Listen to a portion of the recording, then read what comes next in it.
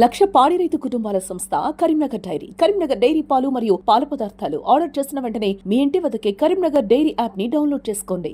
నా పేరు డాక్టర్ శ్రీకాంత్ రాజు. నేను senior consultant vascular endovascular surgeon, clinical director vascular surgery, Yashoda hospitals Hitech city నుంచి ఈరోజు ఇక్కడికి రావడం జరిగింది. ఈరోజు మీ ముందుకు రావడానికి ప్రధాన కారణం ఏంటంటే ఒక ఇంపార్టెంట్ వ్యాధి సమస్య, దాని లక్షణాలు, దానికి చేసుకోవాల్సిన పరీక్షలు, దానికి చేసే వైద్యం, అది మా యశోదా హాస్పిటల్స్ హైటెక్ సిటీలో ఏ విధంగా అవైలబుల్ ఉందని చెప్పడానికి మేము ముందుకు వచ్చాను.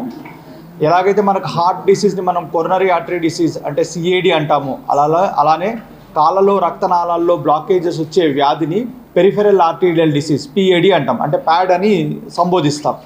అయితే ఈ వ్యాధి చాలా కాలం నుంచి, చాలా సంవత్సరాల నుంచి మన తెలుగు రాష్ట్రాల్లోని ప్రజలు చాలా ఇబ్బంది పెడుతూ ఉంది. షుగర్ పేషెంట్లో కూడా 30% ఆఫ్ పీపుల్కి ఈ పెరిఫెరల్ ఆర్టీరియల్ డిసీజ్ ప్యాడ్ అనే వ్యాధి సోకి చాలామంది దానివల్ల ఇబ్బందులు పడుతున్నారు.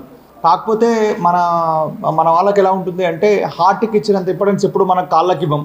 ఇప్పుడు కాళ్ళలో పుండ్లు వచ్చి వేలు తీసేయడము, పాదం తీసేయడము, మోకాలి కింది భాగం వరకు, పై భాగం వరకు కాలు కోల్పోవడము, ప్రాణాలు కోల్పోవడము అనేది చాలామందిలో జరుగుతుంది.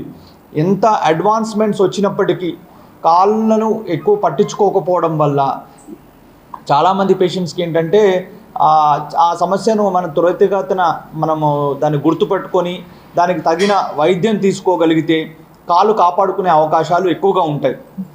మన ఇండియాలో చాలామంది సింగిల్ బ్రెడ్ ఎర్నర్స్, అంటే ఇంట్లో ఒక పెద్ద కాలు పోయాయనుకోండి, వారు వేతనం రాదు, వారు కుటుంబం కూడా రోడ్డు మీదకి వస్తుంది.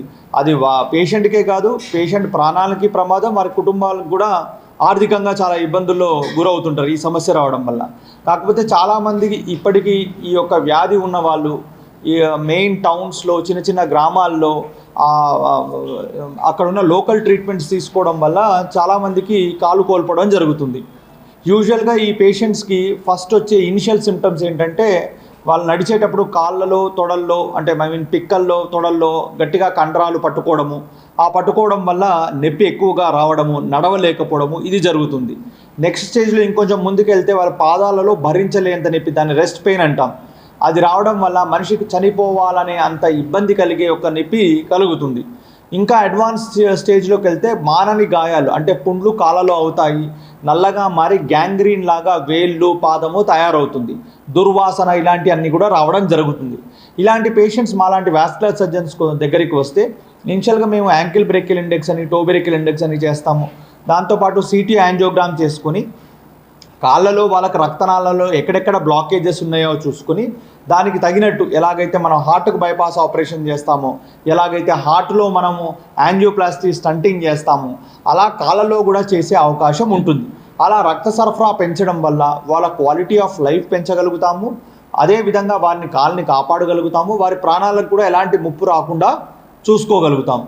దీనికి మెయిన్ రిస్క్ ఫ్యాక్టర్స్ ఏంటంటే చాలామంది పేషెంట్స్కి ఎవరికైతే ఈ వ్యాధి సంక్రమిస్తుందో యూజువల్గా ఏజ్ రిలేటెడ్ డిసీజ్ ప్రాసెస్ ఉంటుంది.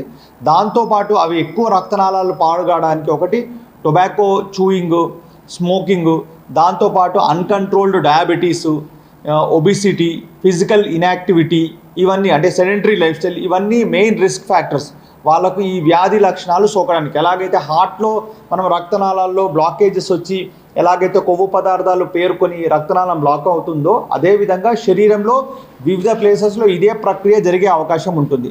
అదే కాళ్ళలో జరిగితే మనం పెరిఫెరల్ ఆర్టీరియల్ డిసీజ్ అంటాం. మెదడుకు వెళ్ళే రక్తనాళం ఏదైతే కెరోటిడ్ ఆర్టరీ అంటామో, దాంట్లో బ్లాకేజెస్ వస్తే దాన్ని కెరోటిడ్ ఆర్టరీ డిసీజ్ అంటాము. దాన్ని కరెక్ట్గా చెప్పాలి అంటే స్ట్రోక్ అని మన వాడుక భాషలో చాలామందికి వినుంటాం, అంటే పక్షవాతం రావడం.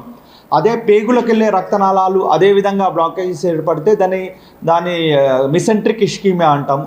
ఇలా వివిధ ప్రదేశాల్లో రక్తనాళాలు బ్లాక్ అయ్యే ప్రాసెస్ ఒకటే, దానికి అయ్యే రిస్క్ ఫ్యాక్టర్స్ ఒకటే, వచ్చే వ్యాధి లక్షణాలు ఒక్కొక్క చోట ఒక్కొక్క రకంగా ఉంటాయి. ఏ పేషెంట్కి అయితే ఈ ప్యాడ్ అనే వ్యాధి వస్తుందో ఆ పేషెంట్స్లో 30% ఆఫ్ పీపుల్లో మనకు హార్ట్ ప్రాబ్లమ్స్ రావచ్చు, స్ట్రోక్ ప్రాబ్లమ్స్ కూడా రావచ్చు. ఒక మేజర్ పేషెంట్కి ఎవరికైనా మేజర్ యాంపిటేషన్, అంటే ఒక ఎబోనీ కానీ బిలోనీ కానీ యాంపిటేషన్ అయిన ఎడల ఆ పేషెంట్స్లో నెక్స్ట్ 2 ఏళ్లలో కనీసం 30% ఆఫ్ ద పేషెంట్స్లో రెండో కాలు కూడా కోల్పోవడం జరుగుతుంది. అండ్ అదే విధంగా ఈవెన్ హార్ట్ ప్రాబ్లమ్స్ వచ్చి, హార్ట్ అటాక్ వచ్చి చనిపోయే అవకాశాలు కూడా చాలా ఎక్కువగా ఉంటున్నాయి. కాబట్టి ఈ వ్యాధి లక్షణాలు ఇట్స్ టిప్ ఆఫ్ ఐస్బర్గ్. అంటే చాలామందికి ఎలా ఉంటుందంటే ప్రతి క్లినిక్లో ప్రతి 6 నిమిషాలకు ఇండియాలో ఒక డయాబెటిక్ ఫుట్ అనేది ఒకటి డయాగ్నోసిస్ జరుగుతుంది. దాంట్లో 70 to 80% ఆఫ్ పీపుల్లో మనం కాలు కాపాడే అవకాశాలు ఉన్నా కానీ దాని యొక్క ట్రీట్మెంట్ కరెక్ట్గా తీసుకోకపోవడం వల్ల 70% మందికి యాంపుటేషన్స్కి గురి అవుతున్నారు. India is a diabetic capital of world. అంటే ప్రతి 3 ఒకరికి డయాబెటీస్ ఉంటుంది. ఆ డయాబెటీస్ ఉన్న ప్రతి 4 ఒకరికి పెరిఫెరల్ ఆర్టెరియల్ డిసీజ్ ఉంటుంది. కాబట్టి ఈ వ్యాధిని త్వరితగతిన మనం పసిగట్టగలిగితే చాలామంది కాళ్ళు, వాళ్ళ ప్రాణాలు, వాళ్ళ కుటుంబాలు కాపాడే అవకాశం ఉంటుంది. Thank you. ఇంకేమైనా ప్రశ్నలు ఉన్నా కానీ మీరు అడగచ్చు. ఏంటి సార్? యూజువల్గా ఒకప్పుడు ఇది 60 నుంచి 60 ఏళ్ళ తర్వాత వాళ్ళకి ఎక్కువగా వచ్చేది. కానీ ఇప్పుడు మీకు తెలిసిందే కదా, చాలామందికి ఇప్పుడు సిగరెట్ స్మోకింగ్ కానీ డయాబెటీస్ కానీ చాలా అర్లీ ఏజ్లోనే వచ్చేస్తుంది. ఇప్పుడు 30-40 ఏళ్ళ వాళ్ళకి కూడా షుగర్లు వచ్చేస్తున్నాయి. కాబట్టి ఈ వ్యాధి ఇంతకు ముందుతో పోలిస్తే ఇప్పుడు ఇంకా ర్యాపిడ్గా ముందుకు షిఫ్ట్ అయిందని చెప్పాలి. అంటే ఏజ్ గ్రూప్ అనేది షిఫ్ట్ అయిందని చెప్పాలి. అంటే అరౌండ్ 30-35 ఇయర్స్ కూడా ఈ వ్యాధి లక్షణాలతో మా దగ్గరికి యంగెస్ట్ పేషెంట్స్ అనేది వస్తున్నారు. అంటే అదే సార్ మీకు చెప్పింది. మన రక్తనాళాలు ఎలా ఉంటాయి అంటే, మనం ఎలాగైతే మన శరీరంలో కొవ్వు పదార్థాలు ఎక్కువ తినడము, అంటే కొలెస్ట్రాల్ రిలేటెడ్ ఫుడ్స్ ఎక్కువ తినడం, దాంతోపాటు మన సిగరెట్ స్మోకింగ్ ఎక్కువగా చేయడము, లేదా తంబాకు దానికి సంబంధించిన ఆ యొక్క వస్తువులను ఎక్కువగా వాడడము, దానివల్ల ఇంకోటి షుగర్స్ అనేది ప్రాపర్గా కంట్రోల్ చేయకపోవడము, వీటిల్లోని ఆ యొక్క టాక్సిన్స్ ఏవైతే ఉంటాయో అవి వెళ్ళి ఫస్ట్ ఎక్కడ ఎఫెక్ట్ చూపిస్తాయి మన బాడీలో? రక్తనాళాల మీద చూపిస్తాయి. అంటే రక్తనాళంలో కూడా కరెక్ట్గా చెప్పాలంటే ఆ వాల్లో చూపిస్తాయి. యూజువల్గా న్యాచురల్గా జరిగే ఏజింగ్ ప్రాసెస్లో మన బాడీ అంతా కూడా వయసు రీత్యా పాడవుతూ ఉంటుంది.